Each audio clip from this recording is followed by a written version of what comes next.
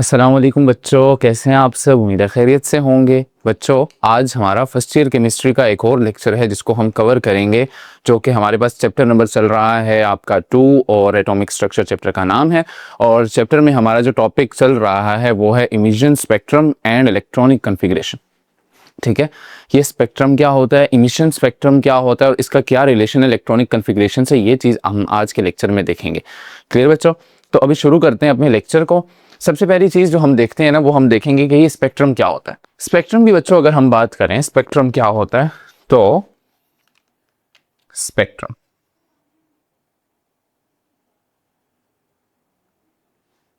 Spectrum बच्चों कहते हैं बेसिकली एक बैंड होता है आपके पास जिसमें डिफरेंट कलर्स की लाइट्स होती हैं। ठीक है, एक बैंड होता है आपके पास इस तरह का। ठीक है, उसके अंदर डिफरेंट कलर्स की लाइट्स होती हैं। यहाँ पर ब्लू हो गई, यहाँ पर भी ब्लू हो गई, यहाँ पर आपके पास ग्रीन हो गई। ठीक है, और इन्हीं के दरमियान में रेड हो गई। ये जो आपको डिफरेंट कलर की इसमें लाइंस नज़र आ रही हैं, ऐसे ही उसके अंदर लाइट्स होती हैं। ठीक है, तो ऐसे जो बैंड होता है ना, एक हम इसको स्पेक्ट्रम कहते हैं। इसमें क्या होता है, स्पेक्ट्रम के अंदर के डिफरेंट वेव लेंथ्स की लाइट्स होती हैं। हमारे पास एक स्पेक्ट्रम होता है और उसको हम देखते हैं जिसमें हर लाइट जो होती है वो डिस्प्ले हुई भी होती है और उसके नीचे उसकी वेव लेंथ लिखी हुई होती है, जिसको हम क्या बोलते होते हैं, स्पेक्ट्रम बोलते हैं। अभी स्पेक्ट्रम जो है ना, ये हमें शो होता है। हम हमेशा जहाँ भी एक्सपेरिमेंट करते हैं ना, वहाँ पर कोई ना कोई ऐसी स्क्रीन लगाते हैं जिसके अंदर हमें ये स्पेक्ट्रम शो हो रहा होता है। अब स्पेक्ट्रम की अगर हम बात करें तो ये दो टाइप्स के स्पेक्ट्रम होते हैं। एक होता है हमारे पास एब्जॉर्प्शन, ठीक है, और एक होता है हमारे पास इमिशन। ये दो टाइप्स ऑफ स्पेक्ट्रम होते हैं हमारे पास। एब्जॉर्प्शन की बात करें तो बच्चों आपके पास एक ऐसा बैंड होगा, ठीक है, जिसमें ऐसे कोई ना कोई कलर होगा इसके अंदर। ठीक है, और जब आप इसको क्या करेंगे, इसके अंदर से एब्जॉर्प्शन जब होगी तो आपके पास ऐसे बीच में कुछ कलर के बगैर जगह होंगी जो आपको नज़र आ रही होंगी, जिससे आपको पता चलेगा कि ये वाली लाइट जो है ये यहाँ से गायब है।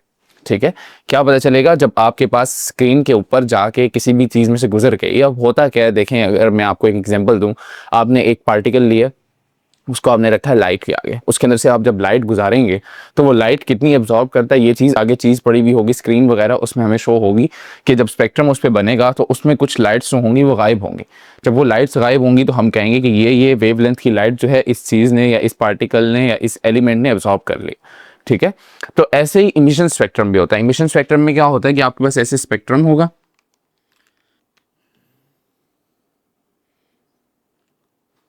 ऐसे आपके पास एक स्पेक्ट्रम होगा।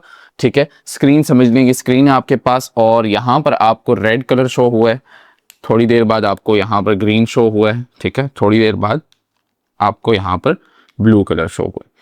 तो ये कलर्स आपको शो हो रहे हैं, इसको कहते हैं इमिशन स्पेक्ट्रम। बाकी सारी जगह खाली है, लेकिन यहाँ पर आपको कलर्स शो हो रहे हैं। तो ये क्या होता है कि जो एलिमेंट होता है ना, उस एलिमेंट के अंदर से जो लाइट निकलती है उसको जब हम देखते हैं, डिस्प्ले करते हैं, तो उसमें हमें ये चीज़ें नज़र आ रही होती हैं। ठीक है, ये क्या था कि हमने लाइट जो है वो डाली थी एलिमेंट के ऊपर और एलिमेंट ने एब्जॉर्ब की थी, और ये वो लाइट्स हैं जो एलिमेंट ने क्या की हैं, खुद से इमिट की हैं। अब ये इमिट और एब्जॉर्प्शन होती क्यों है, ये चीज़ मैं आपको बताता हूँ, लेकिन उससे पहले ये समझें कि आपके पास ये जो स्पेक्ट्रम होता है ना, इसकी और भी टाइप्स होती हैं दो। ठीक है, ये तो टाइप्स थी ना इनकी एब्जॉर्प्शन या इमिशन के, उस पे के एब्जॉर्ब कर रहा है एलिमेंट या इमिट कर रहा है, उसका स्पेक्ट्रम बन रहा है। अब स्पेक्ट्रम की दो टाइप्स होती हैं। अब वो टाइप्स कौन कौन सी होती है, एक होता है बच्चों आपके पास कंटिन्यूस स्पेक्ट्रम, ठीक है,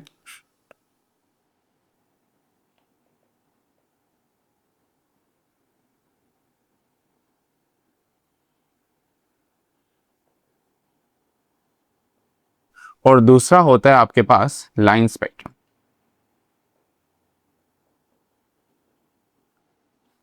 अब ये कंटिन्यूस और लाइन स्पेक्ट्रम में क्या फर्क होता है बच्चों, आपके पास स्पेक्ट्रम ना इस तरह बनता होता है, एक बैंड होता है जो आपको शो होता है। ठीक है, कलर्स का बैंड होता है जिसमें डिफरेंट वेवलेंथ की लाइट्स होती हैं। अब उसमें क्या होता है कि आपके पास ना कुछ लाइट्स कंटिन्यू होती हैं और कुछ जो होते हैं स्पेक्ट्रम ऐसे जिनमें लाइंस बनी हुई होती हैं। ठीक है, दो किस्म के मैंने आपको बताएं कौन कौन से। एक ऐसे होते हैं जिनमें लाइट्स कंटिन्यूस होती हैं, जिसकी एग्जांपल आप ले लें रेनबो। रेनबो आपने देखी होगी कि रेनबो में क्या होता है, एक कलर खत्म हो रहा होता है, दूसरा कलर स्टार्ट हो रहा होता है। दोनों कलर कहाँ से एक खत्म हो रहा है, कहाँ से दूसरा शुरू हो रहा है, इनके दरमियान में आप डिस्क्रीट वैल्यू नहीं निकाल सकते, आप इनके दरमियान में सही से डिफरेंस नहीं कर सकते।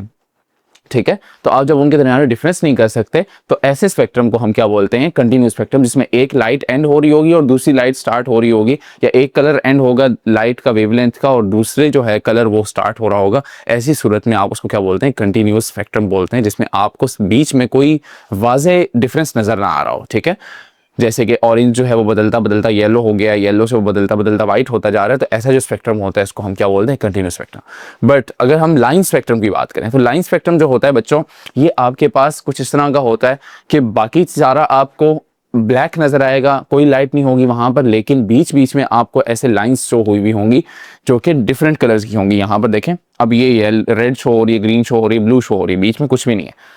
ऐसा जो स्पेक्ट्रम होता है इसको हम लाइन स्पेक्ट्रम बोलते हैं। इसमें कुछ देर के लिए लाइट इमिट होती है, फिर बंद हो जाती है, फिर इमिट होती है, फिर बंद हो जाती है। तो ऐसी सूरत में स्पेक्ट्रम हमारे पास लाइन स्पेक्ट्रम आ रहा होता है। और लाइन स्पेक्ट्रम जो है इसमें डिस्क्रीट सेट्स होते हैं, मतलब कि एक सेट होगा लाइट का, फिर उसके बाद दूसरा सेट होगा, तो हमें दोनों के दरमियान में वाज़ेह लाइन नजर आएगी कि ये दोनों जो है ये सेट्स अलग-अलग हैं, ये लाइट अलग आई है और ये लाइट अलग आई है। तो ऐसा जो स्पेक्ट्रम होता है उसको हम क्या बोलते हैं, लाइन स्पेक्ट्रम बोलते हैं। क्लियर हो गया बच्चों, ये कंटिन्यूस जो लाइन स्पेक्ट्रम हो गया। उसके बाद एब्जॉर्प्शन और इमिशन स्पेक्ट्रम भी मैंने आपको समझा दी। अब आपके पास जो स्पेक्ट्रम है उसके बाद यहाँ पर क्या आता है, यहाँ पर जो नेक्स्ट टॉपिक आएगा आपका वो ये आएगा कि ये स्पेक्ट्रम बनता कैसे है। एक एलिमेंट या एक एटम ले लें आप, तो उससे कैसे जो है स्पेक्ट्रम क्रिएट हो रहा है वो चीज़ देखते हैं। आपके पास बच्चों रैंडम एटम है कोई,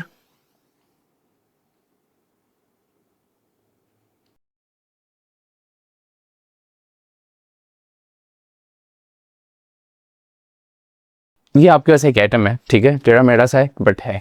यहाँ पर देखें, इसका सेंटर में न्यूक्लियस है, उसके बाहर आपको ऑर्बिट्स नजर आ रहे हैं या एनर्जी लेवल्स या शेल्स नजर आ रहे हैं। तो इनके अंदर मौजूद होते हैं इलेक्ट्रॉन्स।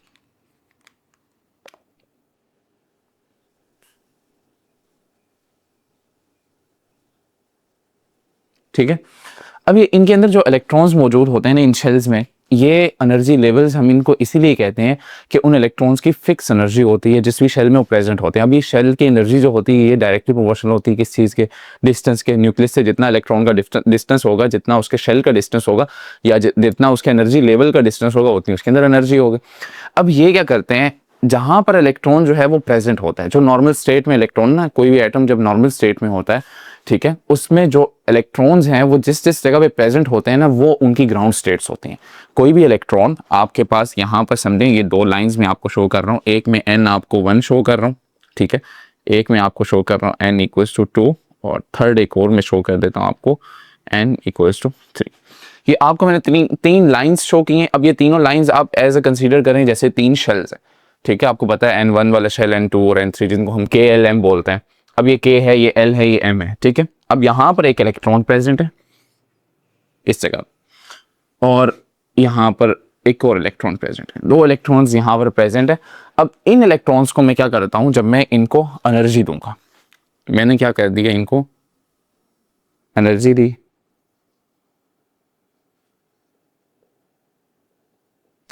मैंने जब इनको एनर्जी दी, ये अभी जिस जगह पे मौजूद है ना, इस जगह को हम कहते होते हैं ग्राउंड स्टेट।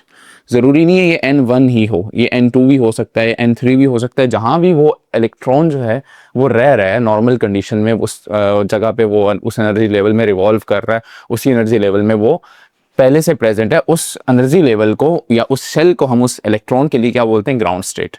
ये इलेक्ट्रॉन अभी ग्राउंड स्टेट पे।